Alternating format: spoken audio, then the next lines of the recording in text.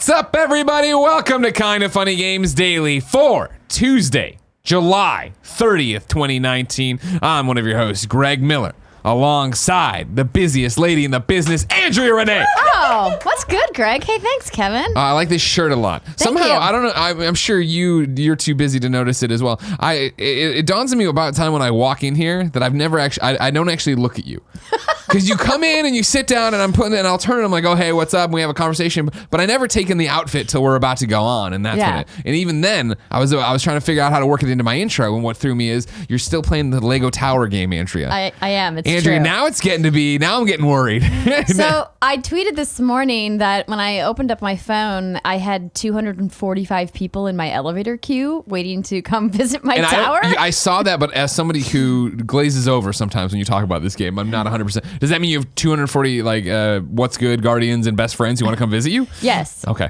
So I didn't realize that so many people were coming to visit my tower, and unfortunately, I can't go revisit all these people because the idea of having friends in Lego Tower is that they visit you and they'll tip you $10, and then you go visit them and you'll tip them $10, and then you can earn bucks, which are the in-game currency, for free just by visiting your friends' towers. Sure. But the problem is, I don't know what kind of elevator situation these people have going on. And if these people can't be bothered to upgrade their elevators, then I'm wasting precious time visiting people who have like 20 levels and haven't upgraded their elevator once. Oh man, this is a big problem for you. I totally understand so this. I have to just clean them out. I can't go visit people right now. Maybe See, in like a day or two. This is why I haven't gone big and given out my Pokemon Go code.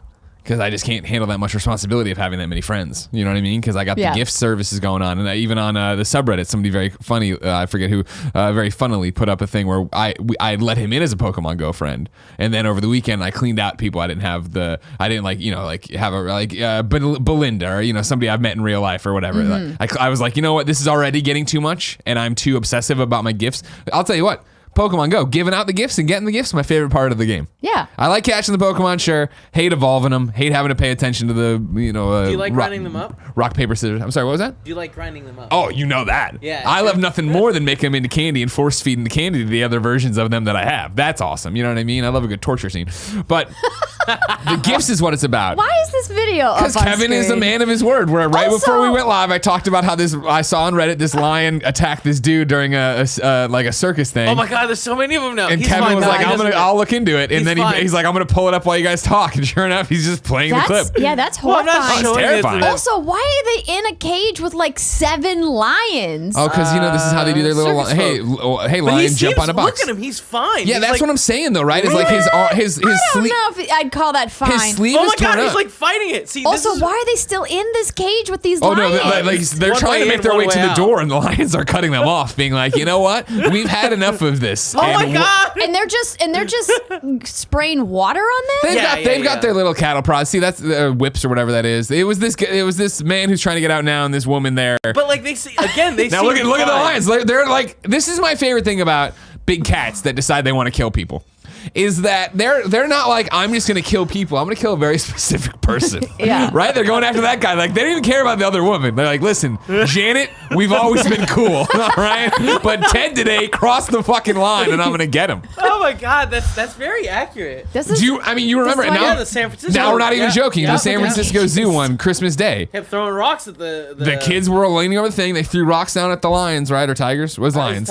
Tiger. And the tiger was finally like, you know what? And jumped up, got out, and didn't even chase. Did like a Terminator slow walk. Saw other people, didn't fuck with other people. Was literally like, I'm gonna find these kids. And then he found those kids, and it didn't end well. But that's enough of that. It's time to talk about Outer Worlds coming to Switch, the PlayStation 4 hitting 1 million units shipped and more, because this is Kinda Funny Games Daily. Each and every weekday on a variety of platforms, we run you through the nerdy video game news you need to know about. If you like that, be part of the show. Patreon.com/kindafunnygames. You can give us your questions, comments, concerns, everything under the video game sun. Then you can tune in to watch us record the show live. Twitch.tv/kindafunnygames. If you're watching live, you have a special job. Go to kindafunny.com/you're wrong and tell us what we screw up as we screw it up, so we can set the record straight for everybody watching later on youtube.com/kindafunnygames, roosterteeth.com, and listening on podcast services around the globe. Housekeeping. Today we're brought to you by Patreon producers Colton Yoder, Blackjack, and Mohammed. Today, we're also brought to you by the sponsors, Third Love and Upstart, but I'll tell you about that later. For now, let's begin the show with what is and forever will be the Roper Report. Time for some news. I already got it wrong, and I know it. I'm sorry. 5 items on the Roper Report. Oh, Baker's dozen. That guy died. The tiger guy. Dead. He did? Yeah. The guy in the cage right there? No. The tiger guy from San Francisco. Oh, yeah. No, I remember that. Yeah, that was big yeah. news. Yeah. Oh, yeah. It was not a good Christmas Day story. And then the poor tiger's probably the one who got blamed. Of course, yeah. Yeah, he And was. then they He got killed the killed as well. tiger. Did Yeah. they kill the tiger? Oh, yeah. They killed him. I think that was the thing. The problem Like, is once they get a taste for the human blood. and then he was just also just out. He's just chilling outside. I'm like, fucking. Lord of Pone points out that I already screwed up by saying that it was I mean, they didn't sell through they shipped them. They've shipped 1 million. Shut up, Lord. We're gonna get there. Number 1 on the Roper Report: The Outer Worlds is coming to the Nintendo Switch. This is an official release that reads: Private Division and Obsidian Entertainment today announced that The Outer Worlds will be released on Nintendo Switch following the launch of other platforms. It's a partnership with Virtuos. The Outer Worlds is a new single-player, first-person sci-fi RPG from Obsidian Entertainment and Private Division. Lost in transit while on a colonist ship bound for the furthest edge of the galaxy, you awake decades later only to find yourself in the midst of a deep conspiracy threatening to destroy the Halcyon colony. Halcyon. As you explore the furthest reaches of space and encounter various factions, all vying for power, the character you decide to become will determine how this player-driven story unfolds. In the corporate equation for the colony, you are the unplanned variable. The Outer Worlds will be released on Xbox One, PlayStation 4, and PC via the Microsoft Windows Store and Epic Game Store on October 25th, 2019. Following the release on these platforms, The Outer Worlds will also come to Nintendo Switch. No release date has been announced at this time. Unexpected, exciting news, Andrea. Yeah, this is great. You and I both are very excited for The Outer Worlds. Absolutely. And I have a cool little announcement that I got to play The Outer Worlds at a special event, and that coverage is going live later this week. Ooh. So if you guys have questions for KFGD on Thursday about my time with The Outer Worlds, nice. You can send those in to patreon.com/kindoffunnygames. We have a special mini episode of What's Good Games that we recorded with devs from Obsidian Entertainment. And we have our hands-on impressions in What's Good, because all 3 of us got to play on Friday's episode. Wow, where can I get that? At what'sgoodgames.com, at podcast services, wherever you download Kind of Funny Games daily. Or if you want to see the gameplay that I captioned for both my playthrough and Steimer's playthrough, you can go to youtube.com/not kind of funny. It's not going to be there. It's going to be at What's Good Games. Okay, cool. So our YouTube channel. Yeah. Seems like you're doing a blowout for it.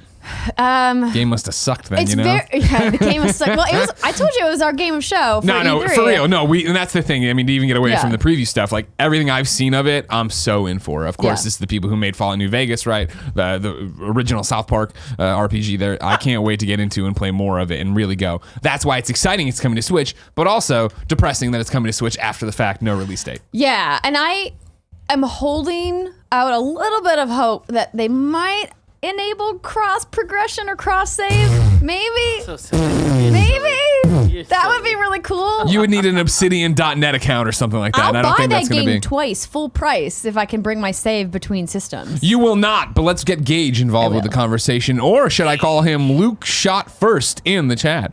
He writes in to patreon.com/kindoffunnygames just like you can. It says, Nintendo just announced that The Outer Worlds from Obsidian will be coming to the Nintendo Switch following its release on other consoles. Obsidian, in their announcement, said they're partnering with Virtuos Studios. How do I say it? I'm not saying it right. Virtuos. Virtuos Games, who have also ported Starlink, Battle for Atlas, as well as done art assets for games like Final Fantasy, XIV, Shadowbringers, and more. Coming out of E3 this year, The Outer Worlds is one of my most anticipated games. The Fallout 3/Elder Scrolls style RPG games are some of my favorites of all time.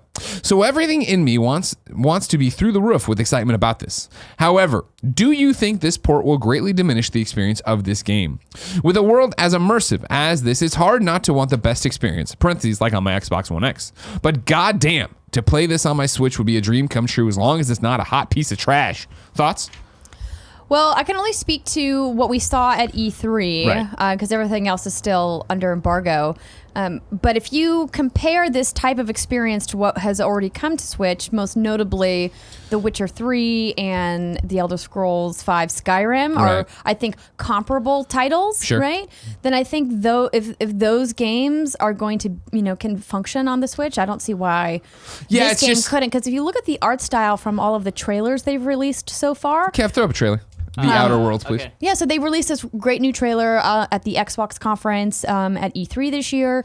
And if you look at that art style, I think it's got a really unique design, but it doesn't look particularly graphic intensive. But then again, I don't know what the back end of that game looks like.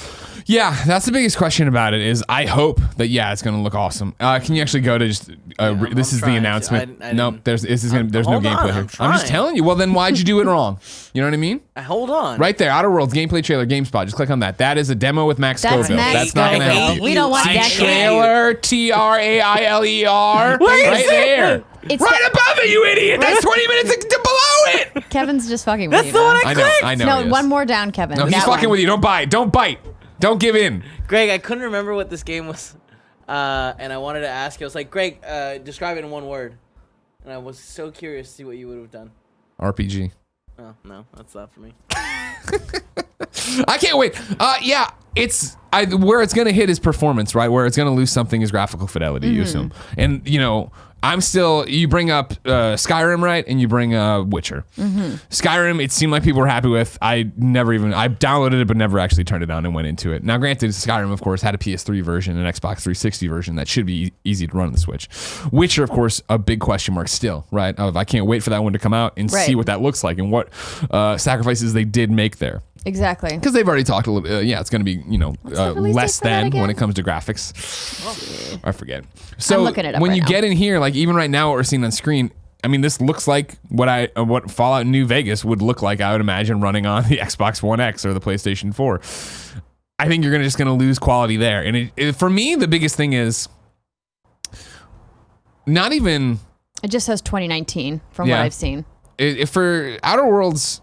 and where I want to play it, like I feel like it's going to run fine on Switch. I think you're going to lose some of the graphical quality of it. I don't think it would matter. It's the same thing where I'm super excited for The Witcher 3 to come to Switch because this is my dream, right? I love the more Western RPGs, right? I like the open world Western RPGs where we're gonna go out there and we're gonna have dialogue choices and this, that, and the other, and third person combat if you want it to be your first person combat, but basically not turn based combat. That's my jam, and I always wanted a Fallout for the Vita. I always wanted a Fallout for the Switch. So to get Outer Worlds there is super exciting. I wonder how long the gap's gonna be, and then also you talk about cross save, right, and progression. I don't know how much that's going to matter to me because what they've always said with Outer Worlds, right, is the idea that, hey, we're building an RPG that isn't 400 hours. What did they say, 20 or 30, I think?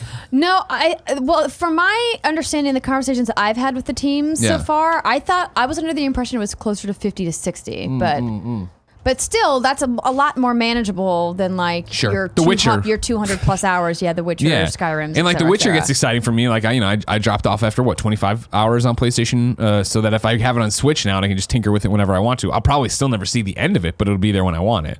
And so this one, if it's a shorter RPG, but it's still awesome. And again, from what I've seen of it, the different choices you make, the way they play out, it is what they're great at Obsidian is a gray area where it's not like here's the good choice, here's the bad choice, here's the Paragon choice, here's the Renegade choice. It is make these decisions and see what happens. Playing through on one time on PlayStation 4, having a great time, and then months later the Switch drops and playing that on planes. I think I could have fun with that. So the lead developers Leonard Boyarsky and Tim Kaine talked to PlayStationLifestyle.net and said 15 to 40 hours of playtime was a fair assumption. Okay. Yeah, Il Grill Chill and You're Wrong says during a PC Gamer interview, it was stated the game The Outer Worlds would be between 30 and 40. So basically, guess what? Nobody knows. They're making it up as they go along. Yeah, so it sounds like it can be, Golden incredibly path, short if you want to skip all the side stuff. But like, who plays an RPG to skip all of the side content? That's not what it's about. Exactly. That's not what it's about. That's what killed me in The Witcher.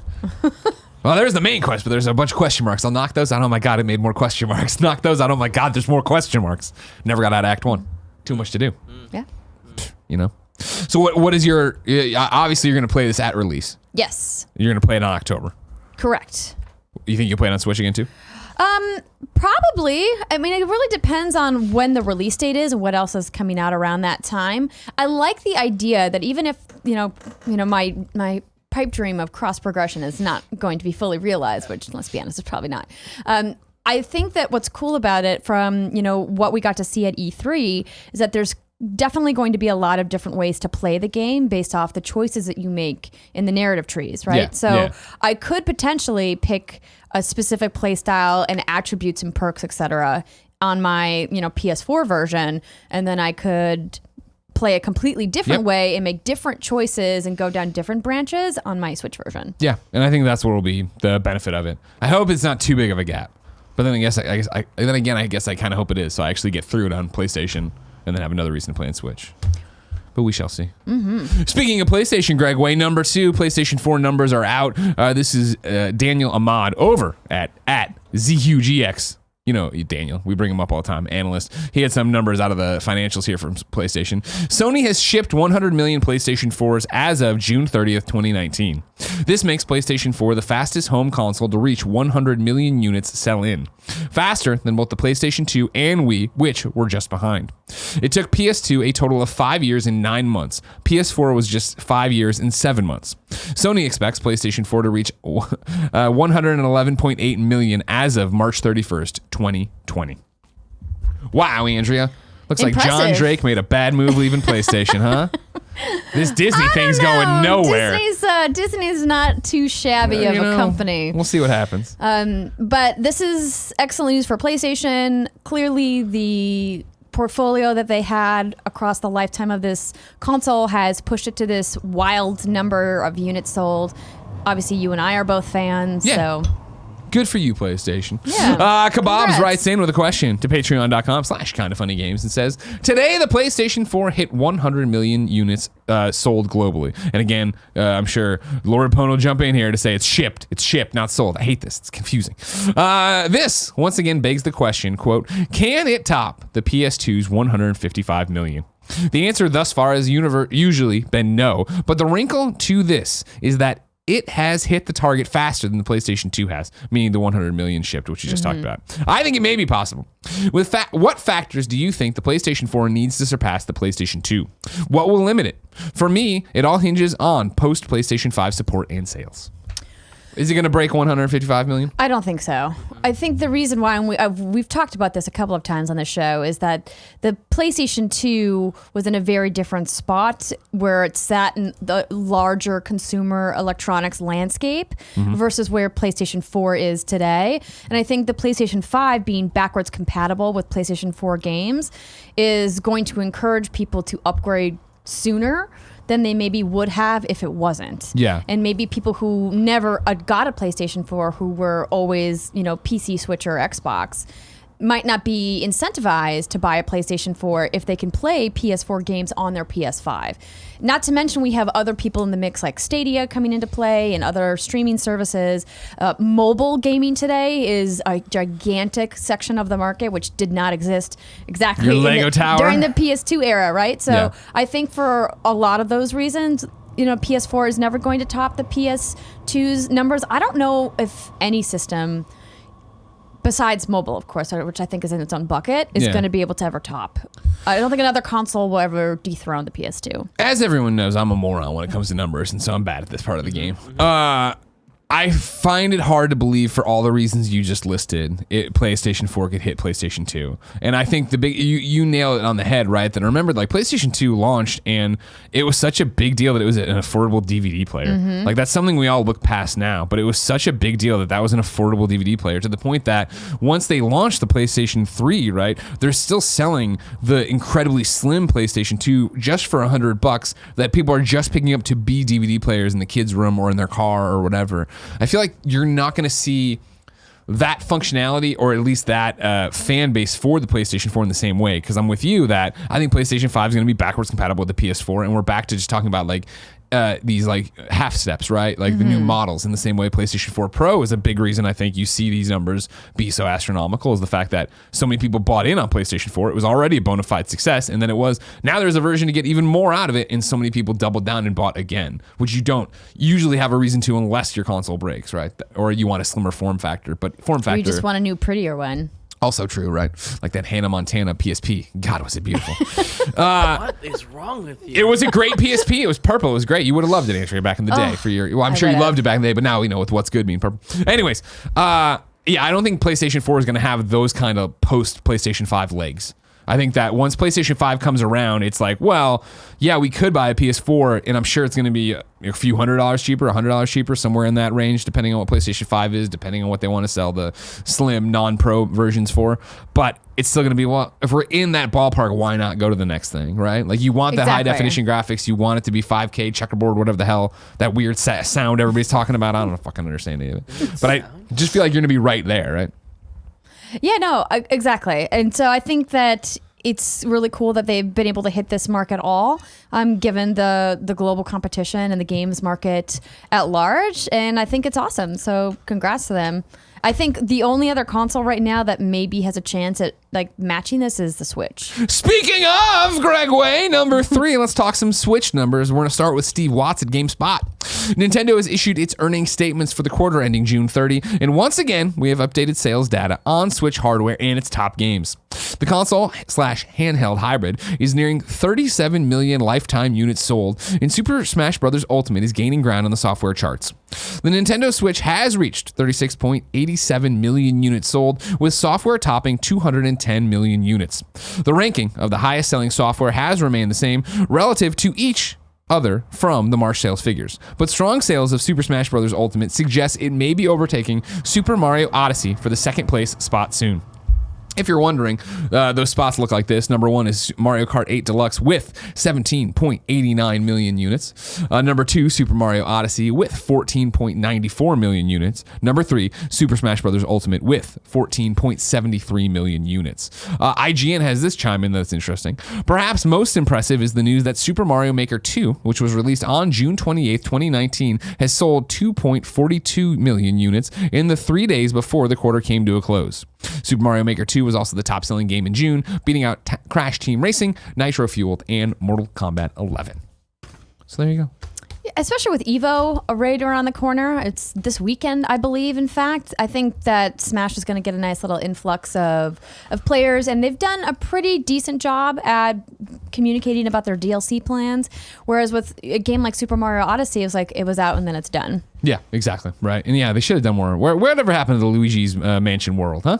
Where are all the worlds we were supposed to get? They're just making a full Luigi's Mansion. Wasn't there some DLC for? Yeah, some I think there was balloon one, garbage. Some there was balloon like garbage. pack. Nobody wanted it. This is a good kindoffunny.com/your wrong moment for us. But I mean, wasn't what we wanted. They were never going to what? Nothing. I'm saying it wasn't what we wanted. The DLC. No, they were never going to support Odyssey the way that they're supporting Smash. Oh, of course. God no.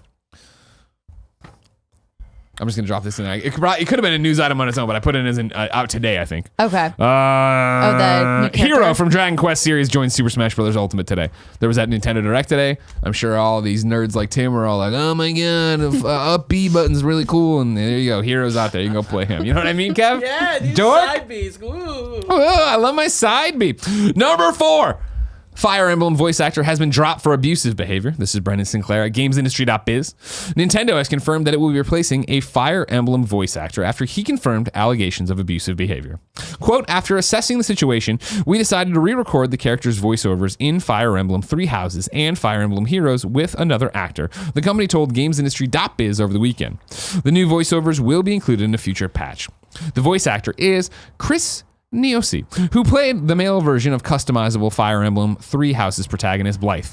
Neosi has provided voice work for a number of games, including Dust and Elysian Tale and Octopath Traveler. His replacement has apparently already been found, and a new trailer for Fire Emblem Heroes credits Zach Aguilar as the voice of Blythe. Neosi's behavior became more widely known 2 weeks ago when an ex-girlfriend published a blog post detailing instances of emotionally manipulative and sexually abusive behavior. Others corroborated these accounts and added their own stories, until Neosi addressed the complaints himself, saying, quote, I have horribly mistreated and abused friends, colleagues, and even my significant others, in a post titled, It's time that I apologize to all the people I've hurt. Good. As usual, don't be abusive to people. Don't be a bad person. Don't do that. That's bad. Yep. And if you're going to be a bad person, hopefully they come for you. And it's revealed you're a bad person. And everyone realizes I shouldn't be a bad person. Right, Kevin? Yep, totally true. Anything else to add to this? I think you summed it up Be quite better nicely. to people. Be better to each other. Don't be emotionally abusive to somebody. Don't be sexually abusive. Don't be abusive, period. Can we say that? Can we just say that? Yeah. Be good to people. Be good to people, everybody. Number 5. We have details on Fallout 76's first raid. This is from Alysia Judge over at IGN. Fallout 76 is continuing to beef up its live service gaming options with the introduction of its first 4-player raid next month. Called Vault 94, the first raid can also be played solo, in pairs, or groups of 3, but the difficulty will be much harder. Mayor went into further detail. I must have cut out the reference. Mayor from the Fallout team, whose first name escapes me. Actually, it happens when you enter the Vault 94. When you go in, you get to choose one of 3 different difficulty levels, he said. The first one is called Novice, and when you go in, it's still very difficult. Don't get me wrong, but it's probably a good way to get used to the Vault and the puzzles and how to handle it. It's very puzzle-based. You have to figure out the right blend of balance between taking down mobs and opening doors and doing different things. The second 2 levels add a time pressure. There's internal time pressure from minute to minute, but this is a meta time pressure where you have to do the whole raid within a certain amount of time. A tweet from the official Fallout Twitter confirmed that Vault 94 will go live on August 20th. You gonna go into it? You gonna jump into that Vault? Get in there? It's been a hot minute since I've turned Fallout on. Yeah. So probably not, because in order to raid, you usually have to be at the top end of Sure, your sure. progression, and that is not where I am. So definitely not. I have way too much work to do in the Solstice event in Destiny. Oh my fucking God. I still got to play Ultimate Alliance, Greg. Yeah, you do have to play Ultimate Alliance. Youngblood That's a is out huge now. problem. Yeah. Youngblood I started with Jen, and it's enjoyable. It's the same thing we played before, but it was even that same thing. I'm just like, nah, it's not Borderlands. Yeah. Kind of just ready for Borderlands at this point. I don't Yeah. know if I need to do this right now. We're I'll get getting back to it. close. We're like, what, 6 weeks away? 5 Yeah, weeks away? and almost a month is what I keep saying. Am I gonna like 'Cause- Borderlands? Yes. Of course you are, Yes. Kevin. You're going to love This Borderlands. is exciting. I didn't know that. Oh, you're Yeah. totally. And you're not allowed to not play it. And the best thing is there's no way for you to fall behind. There's no division bullshit. The whole thing with I can play it with a level 99 character. You can play with a level 9 'Cause you get character. your own loot We're both stream. getting our own loot and having a great time. Awesome. I blocked it out on the calendar today. I wanted to do a stream on lunch day. Fantastic. You're in. I'm sure that's gonna work perfectly. Why wouldn't it? Because they always crash in launch stream. Yeah, but it's Borderlands this time. They should have it pretty much, right? But feel like they say that the every time. online Oh, you're right, infrastructure in Borderlands is very different than a lot of the other games that incorporate a PvP system. Yeah, but remember when I tried to stream with Fran and it was broken? Borderlands 1 when they did the re-release, the Game of the Year edition. Yeah, I'm we'll bummed figure I it can't out. be there with you guys. We'll I actually figure have it to go to a wedding that weekend. Cancel it. You know what I mean? Yeah, Get a take games it. case. Get a games case. Oh no, I have my game screen. There you go, Greg and I perfect. were just talking You about got no this before the excuse. show. You don't got an excuse. Put it up at the reception. There it is. Bring a Wi-Fi hotspot, your own little power cable, you're all set to go. Boo, boo. That's the Wi-Fi noise going off. Yeah. I see what you're doing, Kev. I like where your head's at. Back to Fallout. This I don't think is going to get me back in, but in terms of it. But when they add the NPCs with the tasks and the branching stuff, I want to go in and try that again. Because again, at E3, I turned it on after the Bethesda or the day of the Bethesda conference before we even knew about that stuff, and I was impressed with how it was running now and all the different stuff. It's super confusing, and I hate that idea of like, shit, should I restart a character? Should I like start this game again? Because I've taken so much time off. No, don't start over. I know, but it's that thing. I jump in. I'm like, what was I doing? Where was I? What was happening? How do you do anything? You would have to Fallout learn 76. that if you started from the beginning anyway. So might as well keep all the stuff you've already collected. No, I'm with you. I didn't do it. Don't get me wrong. I ran little Greggy around trying to figure it out. If you want to start it over, let me know. Why don't you just join? Why don't you just join me? You know? Okay, so you don't want to start over. No, I don't. I said I don't. All right, I'm retracting my statement. Okay, good. Jeez, Kevin. God, why are we always yelling at each other? It's fun. Hate everybody. Andrew, I'm excited to see if Fallout does whatever with the NPCs and stuff, but that's so far away. If I wanted to know something more immediate, where would I go? Greg, you would go to the official list of upcoming software across each and every platform as listed by the Kind of Funny Games Daily Show host each and every weekday. Yeah. Out today, We Happy Few has added a new rock and roll DLC, Lightbearer. It's out now. Red Dead Online reports big rewards await all Red Dead Online players this week with 50% more Red Dead Dead online money and XP across Elimination Series events, along with 30% more XP for any equipped ability card and a bonus treasure map for a 3-day daily challenge streak, 1 challenge per day. Also, now they have there's a Division Care package available for all agents. Of course, episode 1 for the Division 2 is out, dropped last week. However, they added this in a press release today. In addition to the release of episode 1, and this part is new, a dedicated care package will automatically be granted to Division agents now until August 13th, preparing them to take the fight outside of DC.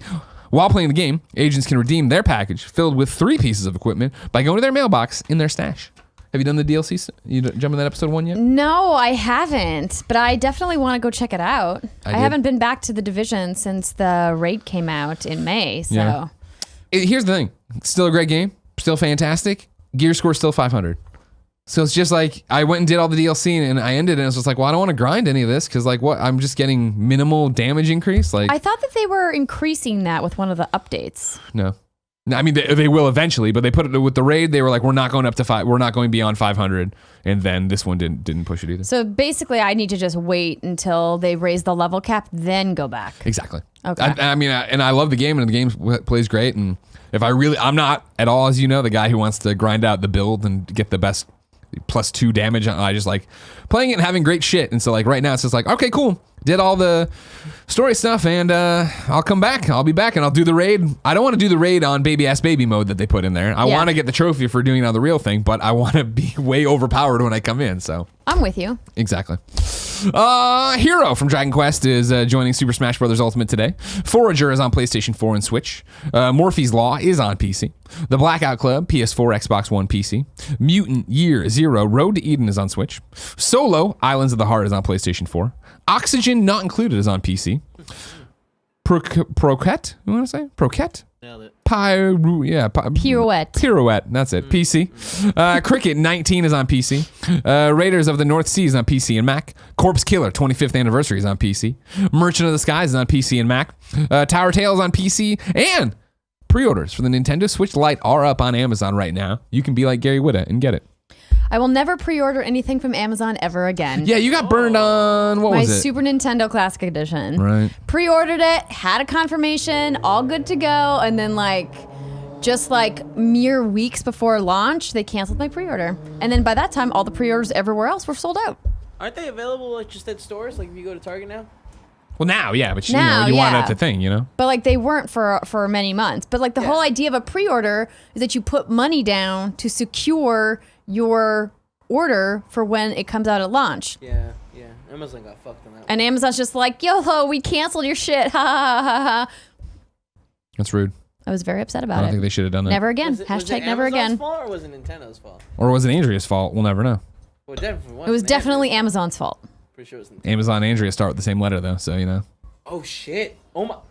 I've never seen them in the same room at the same time. New dates for you. Metal Wolf Chaos XD is coming to PlayStation 4, Xbox One, and PC on August 6th. Electronic Arts and Respawn Entertainment announced the Apex Legends Preseason Invitational, a large-scale esports tournament featuring the largest collection of competitive talent ever for an Apex Legends event. Held September 13th through the 15th in Krakow, Poland. 80 teams, 3 players per team, from around the world will compete in a bracketed tournament for a prize pool of $500,000 US. Concrete Genie is coming out October 8th for $30, and Cool Greg will be on the Gamescast this week to give us the Cool Greg effect. He went down to PlayStation and played it. This is the one I know Kevin's been waiting for. Garfield Kart Furious Racing is coming. There's a new Garfield Kart Racer coming. The game will be available on PlayStation 4, Xbox One, Is there a trailer Nintendo for Switch, this? and Steam on November 5th in the United States and November 7th in Europe. Why? Yeah, if you can get me a Garfield Kart Furious But, Racing, I don't get how, the joke. I knew you'd be excited for it. It's a shitty game. Kevin must like it. I mean, I was just saying it because I thought it'd be funny, but now he likes lasagna. Do you not like lasagna? Okay, I love lasagna. Exactly. You know that. Do you like sleeping? Yeah, Seems no, like, sleeping's pretty cool. Do you hate Mondays? Because it sounds like you're Garfield. It's Thursday. Sounds like you're Garfield. Apparently, there was an older Garfield kart racer this called is a sequel. Fast and Furry. This is a sequel. This is definitely a sequel, everybody. While Kevin tries to find this one came out of the blue. I got it off IGN. Zombieland Double Tap Road Trip is coming out on October 15th. It's coming to PC and console. IGN reports Road Trip is a top-down twin-stick shooter that takes place after the events of the first movie. You and your friends can play as one of the 4 original heroes from the movie: Tallahassee, Columbus, Wichita. That's not how you spell Wichita, is it? And Little Rock, as well as unlockable characters from the sequel. Here. Yes, that is how you spell Wichita. Really? Yes. Wow, man. Crazy. You know what I mean?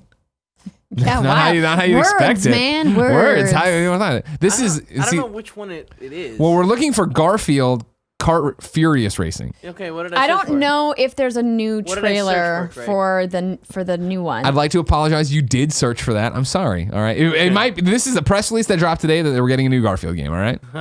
I don't know what's going on. Yeah. Let me check. We're going to stop the show. Full stop here. And we're going to go into my things here. See it. Garfield. Yeah, I Now, was I'll say- looking for it. I didn't see anything. I want y'all to know Garfield gets a bad rap. All right. A lot of people like to talk shit and act like they don't love Garfield back when they were growing up. Garfield and Friends, fucking the comic strip, him talking to John, Wasn't right? he super mean to Odie all the time? Yeah, and he he had that was. one cat that he like tortured in a sexual way. Wait, what? The little gray cat. Normal. It wasn't sexual. He just mailed her to Abu Dhabi all the Yeah, time. there you go. And I'll let you know, because of that, I knew Abu Dhabi was a place until Fast and Furious. All right, so Kevin, no, it turns out that there is no trailer in the release, but there are screenshots like this. So as you can see, there's Garfield in a cart. Well, that looks a lot better. Can you actually send it to assets? I want to look at it. Sure, I'll send it to you. Let's I'm going to just- forward you the email, all right? Oh, that seems like a lot of stuff. Is it? Yeah. All right, here's how I'm going to do that. I'm going to copy the link address to the assets. Oh, that's not gonna work. And now I'm going to put them into assets for you. Is that, you want them assets or you want them to control? Throw it assets. All right. Oh, the Nano Biologist says, fun fact, the Garfield game comes out the same day as Death Stranding. Death Stranding killer. We're sorry, Kojima. It's over. Now I just feel like we've hung out so long, we have to just read the press release. Today, Microids and Paws Inc. are announcing the upcoming release of the game Garfield Kart Furious Racing. This The looks game, a lot better than the that. game will be available on PlayStation 4, Xbox One, Switch, and Steam November 5th in the United States and November 7th in Europe. Fans of racing, cats, and lasagna, get ready. Garfield, the world-famous cat, is back to take on John, Odie, and their friends in this racing game where anything goes. Each of the available characters and carts, which can be customized with dozens of accessories, has its own characteristics and a unique driving style. Make a strategic choice to match your playing style so that you can cross the finish line in first place. Get off to the best start and master tough skids to save time and win the race. Crazy bonus items will spice up the race, including the pillow and the magic wand to give you the edge over your competitors. Are you as lazy as Garfield? Take shortcuts and use the spring to overtake everyone else. Oh, there's John. Garfield Kart Furious Racing is perfect for playing with friends or family and features 16 iconic tracks from the world of Garfield, Iconic. Jack. including Pale Rock Lake and Pastacosi the Pastacosi Factory. Compete in online races with up to 8 players and split screen races with up to 4 players. And Nintendo Switch players can also take the advantage of local wireless connections to connect up to 8 consoles. 3 game modes will be available to please even the toughest of drivers: Grand Prix, single race, and time trial. Oh my God. Go get him, Garfield. You know, again, Is people this, wanna, is this worth breaking news? I think it's kind of interesting. yeah, sure. I mean, it's definitely not worth. No, not Garfield. Not Garfield. Oh, okay. Andrea's just showing me showed- something on hers. I pulled up a story on my laptop and showed it to Greg to see. Andrea? Yes. Read to me. So I got this press release that just came in, and the headline is FaZe Clan brings in first female member, 13-year-old deaf Fortnite pro Ewok. So I got this story from TubeFilter, which is a digital media trade. I don't know if you guys are familiar with that outlet, but I've been following them for a really long time. They have all the news about the online channels. So it reads, gaming and entertainment collective FaZe Clan, which was founded in 2010, has finally brought in its first female member. Newly minted FaZe Ewok is a 13-year-old deaf Fortnite expert who this past weekend won $20,000 for charity in the Fortnite World Cup Celebrity Pro-Am tournament, where gaming pros team up with celebrity noobs to see which duo comes out on top. Ewok, whose real name is Soleil Wheeler, was paired with the singer and actor Jordan Fisher. Her FaZe Clan announcement came Saturday with the organization tweeting, "We usually surprise our new members, but tonight we got surprised with the best news. Join us in welcoming the first girl ever to the FaZe Clan, Ewok." So it technically broke on Saturday, but I'm just hearing about it now. But this is awesome. Yeah, no, totally rad. This is you talk about it being on Saturday, right? I feel like for us, kind of funny Games Daily or whatever, but also I think our sect of the industry, esports is a blind spot for the most part. Yeah. Right? That's a cool story coming out of it. Yesterday we've talked about the Fortnite World Cup and the 16-year-old who won the $3 million. A lot of awesome stuff's going on there. Let alone we were running through. I don't know if you heard the technical feat of what the Fortnite World Cup was and how they had it as a like awesome esport there. Yeah, absolutely. And I think what's great about this story is that they said along with being FaZe Clan's first female gamer, which is important, there's not enough women representation in esports, Wheeler is also one of its youngest. She's just slightly older than a player who I should know how to say, but I don't know how to say Greg's his name. world. Sound it out. Yeah, just what do you got? Take a shot. It's you see me out here. I struggle all the time. Just do it. It's freeing. Once you admit you're an idiot. H1 Giski? No, that was H1 Giski! There's definitely somebody who's listening that's like, she's so stupid, she doesn't even know how to say the guy's name. So if you know how to say this FaZe Clan member's name, please let me know. Who joined FaZe when he was just 12, though the organization, when it introduced him, claimed he was 13. Wheeler has celebrated her success by encouraging other disabled folks to pursue their ambitions. So in addition to being super young and representing for the ladies, she's also representing disabled gamers. So triple threat. Good for her. Yeah, triple threat indeed. Andrea, as you know, anything can happen on Kind of Funny Games Daily, so I'm bringing the Nano Biologist into the conversation right now. Oh, now? He wrote in to patreon.com/kindoffunnygames and says, the Wall Street Journal reported that real estate owners in malls are going to start renting space to create new esports arcades, lounges, and stadiums. But do you think this will attract people?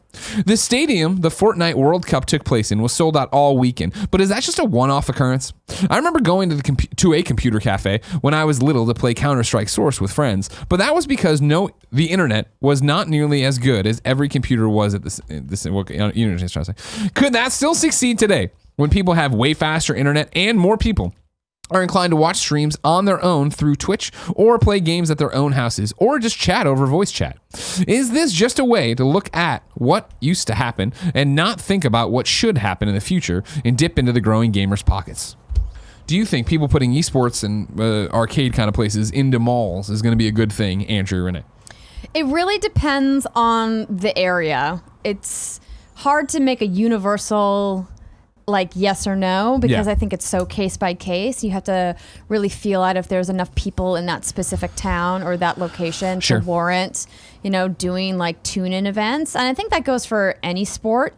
It's not just esports because there are some communities that are like really ravenous about football, but they could care less about basketball, right? And so I think it's the same for esports, particularly with the games. Like maybe this one community is all about FGC and they only want to show up for Evo, or they only want to show up for Dota, but they don't really care about the Fortnite World Cup, right? Yeah. So there's something there. I think it's hard. It's going to be hard to nail, and you'll need to be a smarter person than you or I.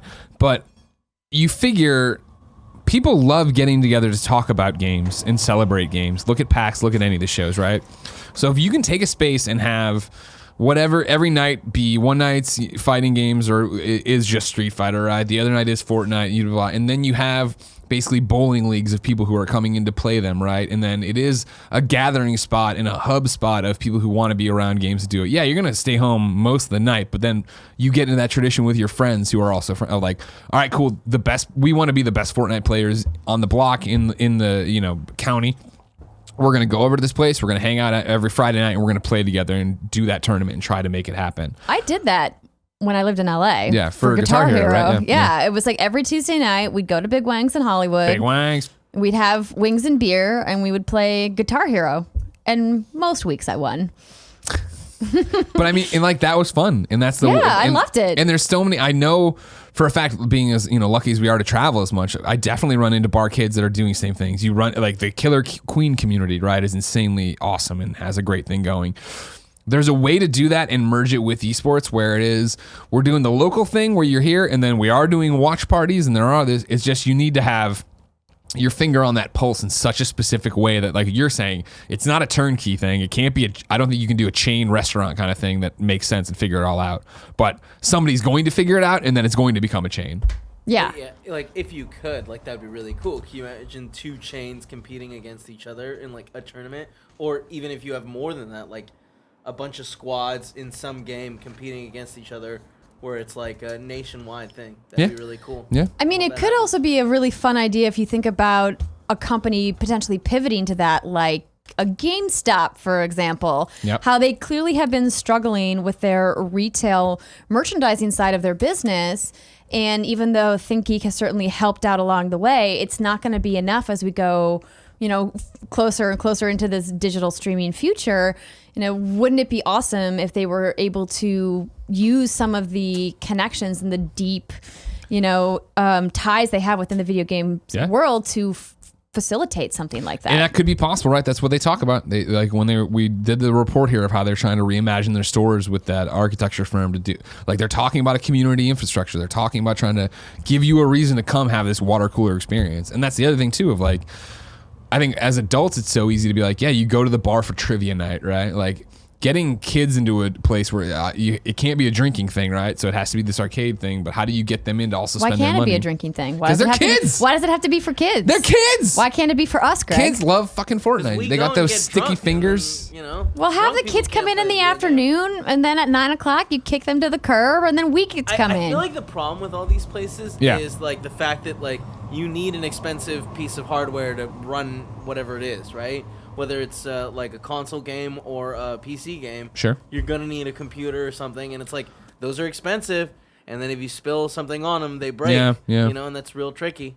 Well, there are some people doing that, like Nirvana that Chrissy Pitchford runs. Oh, Nerdvana, right? Yeah. It's a bar and restaurant that has consoles and people can play video games while they're there, and like the setup that she has there is fantastic. Yeah. If you guys are in the Dallas-Fort Worth area and you've never been, I highly recommend checking it out. The cocktail list.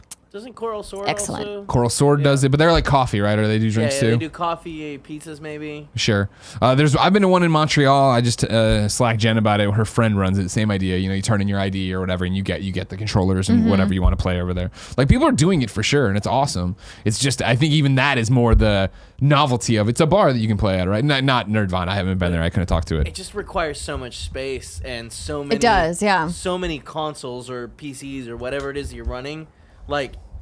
If you've got 30 people there, you either have 30 machines or you have 10 machines and 20 people just standing around watching. Yeah. Which is possible. It just, like, I don't know. That infrastructure seems really, really big. You know what you do? You do a bar, and it's just a Nintendo Switch bar, but all you do is every table has the dock there. And people bring their Switches, plop them in, play on the TV there. That's $1 million idea. That's not a bad idea. That's not a bad idea. Sell some Tato skins, some wings. You're all set. Yeah. Potato skins. Who doesn't love a good Tato skin? Dude, now I want potato skins. Yeah, right? I want wings, and I want wings specifically from that one pizza place. Oh, Square Pie Guys. Yeah, that's the one. All right, really good wings. Yeah. We're going to see Fast and Furious. We can figure that out. I'm sure we can. Oh, wait. We talked about this already. Thursday. I'm going to be gone. Yeah, Lame. It's my birthday, by the way. What? Thursday. I know that? Yeah. What? Happy birthday. Thanks. I'm turning 26 22. years young. Or 26. Both of those numbers work. It's time for Deals of the Day. Xbox Live Games with Gold have been announced. The first half of August is Gears of War 4 and Torchlight. Second half is going to be Forza Motorsport 6 and Castlevania Lords of Shadow. Nailed it. It's time for Reader Mail, but before I get into that, I'm going to tell you about our sponsors. Let's start with Cale. Like the food? No, with a C, but that's cool, right? His parents loved Cale so much they named him Cale. No, that's super lame. It's Cale Dolfincorn, so either he's from the future, man. he's either from the future or just that's his pen name. What's good, Greg and Andrea? As someone recently out of high school, I've come to the realization that, no more time for video games. I used to spend any time I wasn't with my friends and free to play video games, but now I have a full-time job and more responsibilities than ever. I've noticed that I haven't been gaming as much, unless it's Ultimate Alliance 3, all praise of the Switch. My question is, how do y'all find the time in your busy schedules to game, and when did you realize you were playing games less? I mean, I realized it like every day. Starting the stupid business, not having any time to do anything. Yeah, it's tough. Like there's obviously being, our own bosses has its benefits, but the downside is like you never really stop working on the business, and so that kind of permeates itself across your life all the time. And also we continually talk about the struggle of having to play things for our content versus playing the things that we would just want to play on our own. And that has been particularly difficult for me because I really like investing in some of the live service games that I've enjoyed over the last couple of years, but I can't just play Destiny 2 all the time, and that's troublesome because I want to just be playing Destiny a lot of the time. And I think that they've really done a great job of making that game more appealing over the last 6 to 9 months. But there's other games to play, and it sounds like a really terrible thing to complain about. And for the record, not complaining about my job. I love my job. I work really hard at it, and I am grateful for it every day. But since you asked, I think it's just about balancing, the games that we need to play for work and the games that we want to play for fun. Yeah. Don't get me wrong. I'm not. You take it in a different way than I do a lot of times. Where I think, and granted, it might be different companies and how you see your role at What's Good or a Gamescast contributor versus what I do at Kind of Funny. Where I'm not afraid as much to get anchored into something for longer, but even knowing that what long for me is a month, of me playing the Division pretty hardcore and not being able to switch off. Not to mention that when we started Kind of Funny, it was just the idea that we no longer had to play everything. You can play what you want to play. And so it always is that thing of what am I in the mood for? I'm trying to get going on Fire Emblem. Started it on Sunday, but it was that thing where I knew when I was starting it, to Cale's question, I didn't have that much time. And I'm like, this isn't the right way to do it, but I'm going to try to do it. And I liked what I saw, but it's the same thing where I was talking about a little bit with Fallout, where I think I put in all of 30, 40 minutes, enough to be like, okay, I am interested in this. So when I turn it back on and have 3 hours to play, I'm just going to restart and go from the beginning and get back into it. Yeah. So I know the characters. To the question of like, when did you realize you had less time with games? Like, it's comes with responsibility, right? I think it was when I started getting promoted at IGN, when I was noticing I wasn't reviewing games at my desk anymore, and I was actually having to do it all at home or on the weekends or whatever. Nowadays, like to fit it into the schedule, right? It's a balancing act, as I know you're well aware of, being on camera and talking about games. And we're lucky enough that I think we get to talk about the industry as a whole based on our expertise or whatever, or history, rather than like how Easy Allies reviews games, right? And they're like making that kind of stuff day in, day out. So it's talking about the industry and movements and trends and things we see there, which is helpful. But then it is going home and spending time with John for you, Jen for me. And then, for me, it's often Jen will be like, if there's nothing she wants to watch or nowhere we want to go that night, it's like, all right, you can play games right now if you want. Otherwise, I'll usually do stuff with Jen until she goes to bed and then try to play at night. Or like I'll put it on calendars too of like, this weekend I need to play this. And like Kevin and I are doing the VR show right now, and I told her last night when we started, we were like, she's like, you want to play something now? I'm like, I really want to marathon The Boys with you, and that means that tomorrow I'm gonna have to put on a VR headset and sit next to you and ignore you. She's like, that's fine, whatever, no big deal.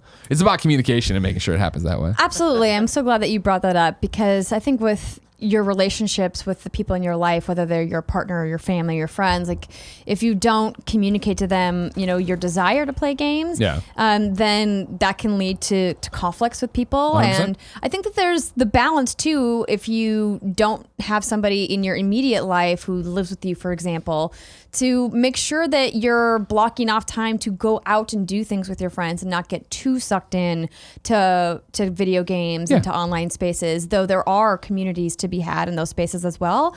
I really it bothers me when I see video game players portrayed as these reclusive people all the time. And it's like, maybe they're like super involved with the guild that they play with, and they have all of these friends they play with online. I think there's nothing wrong with creating, these virtual friendships with people as well.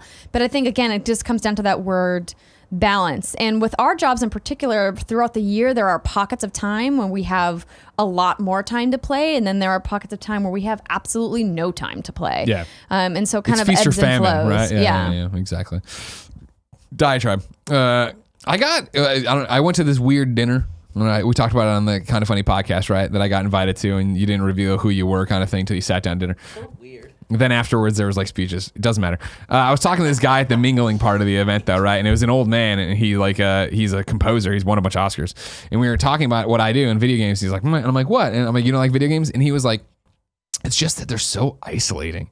And I was like, well, no, like, blah, blah, blah. And I was like, explaining how they aren't in like the communities and online. And he was just hung up on people not being in the same place. Right. Not physically in the same room. And I was like, I understand what you're saying, but like, what a small box you're putting all this into. Because I'm more connected with people through games than I would be if I wasn't, right? Like me being in a room with a bunch of people watching a movie in a theater doesn't mean I'm connecting to them even though I'm there. You know? Exactly. That's a perfect example. And then I stabbed him. Ray Briggs II gets the final question of the day from patreon.com/kindoffunnygames and says, "What's good, Greg and Andrew? I am an old man gamer. I am 40, or at least will be in 4 days, and I feel like every news story I hear is about streaming, subscription services, free-to-play, and shared world games. I'm a couch gamer that almost never travels. My Switch never leaves the dock unless my daughters have it. And sometimes I even get up to change the discs in my PlayStation 4. Now that's the oldest thing you fucking said right there. I know I'm a Neanderthal, and at times I feel like the way I play games is under attack. I'm sure I will be okay in the next gen, but I am never going to stop gaming, and I worry that in the next gen, everyone is going to want $10 to $15 monthly to have access to the library of games when I really just want to purchase just the one. Do I need to talk? Do I need you to talk me off the ledge and tell me everything is going to be okay, or do you think we are all headed to the future of heavy laden with multiple subscription packages?" Ray, I think people are going to be happy to take your $60 all the time. There's going to be games like Destiny and Division that are online and you need to be connected to the internet to do all that stuff, but I don't see us moving to a place anytime soon in this generation or next generation or the next generation where it's like, cool, the only way to get your games is a subscription service. No, 100% agree. I think the worry about a digital future, though, isn't unfounded. It happens quite regularly that someone like Apple will remove something from your library that you've paid for. And that's why I also still prefer physical media, because I feel like, I've spent my $60 on this game. I have it, and it's always going to be there for me on my shelf. Sure. And it's tough because I'm trying to balance like buying digital and buying physical now because of the portability of so many of the systems that I'm using. Because if I take my PS4 on the road with me, you don't want to bring 15 I don't want to discs. bring a bunch of discs with me, right? No. And then because of the way the licensing works, in order for me to download it and have it on the console, like I can't play it unless the disc is inserted, or I have to buy a second license because there's no way for them to talk to each other. Yeah, and it's like that part is super frustrating. So like I feel your pain, Ray, but I don't think that you're gonna have subscription packages because, as Greg mentioned, game companies want to continue making money. And as long as the major publishers who really have the most amount of influence in these subscription packages can sell individual units, they're never going to bundle their games. Exactly. Yeah. You're going to be able to buy your games. Don't worry. They're going to want your $60 or your $100 for whatever deluxe edition with the weird board game. Yeah. They're going to want it. Don't worry. Ray, it's going to be okay. Get off the ledge. But stop buying discs. Just buy everything digital. What do you care? Yeah. I think it would be nice. I don't know if this is possible, but I have to imagine it is. That they could watermark each of the discs, right? This digital watermark. Don't they do that for Academy Award screeners? I thought they did. Yeah, where it has like somebody's name on it or whatever. Right. So like you could, not with the actual like lower thirds, but like a fake watermark, so they can trace it back to somebody, right? Okay. So if there was some kind of a watermark on the disc, but then you got a digital code, so that way you can have the disc, but then you can also play it without the disc inside the console. But then the licenses match. Yeah, and then they're tied to that single unique identifier. But that technology has to exist. You want the right? identifier so they can go after the person who bought that disc or whatever? No, so the idea is the reason why that doesn't exist now, right, is because of the aftermarket, right? The resale market. I'm gonna sell you and used how games, devs and publishers are like, we don't like that, we don't get a cut of GameStop's used game sales, right? Yeah. So that's why that is the way it is. But what if like we could, make it so that we could, so you could share it with your friends, but they just couldn't resell it. Seems complicated. Right? Like they could play it, but they couldn't install it on another system. I hear you. Just buy your games digital. Just get over it. Just get over it, he says. Just get over it. Join us in the future, Ray. Kevin and I over here, we have digital ownership flying cars, and it's great. Time to squad up. Oh, wait, nobody wrote in with a new squad up today, so there's no squad up. So let's go to You're Wrong. This is where people watching live on twitch.tv/kindoffunnygames go to kindoffunny.com/You're Wrong and tell us what we screw up as we screw it up.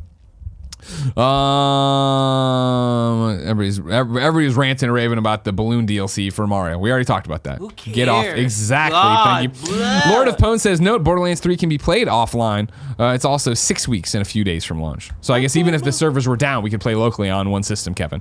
That'd be happy for you, right? That'd be happy for me, yeah.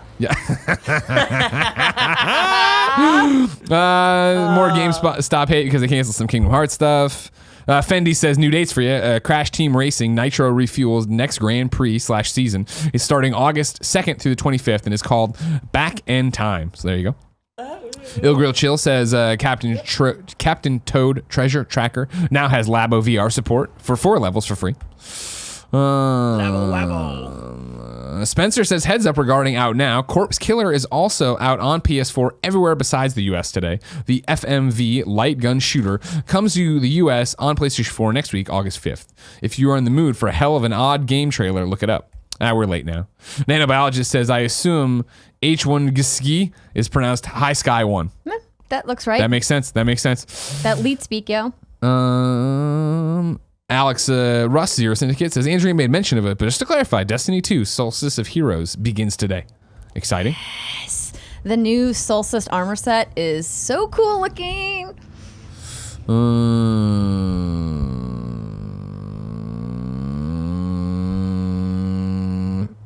right,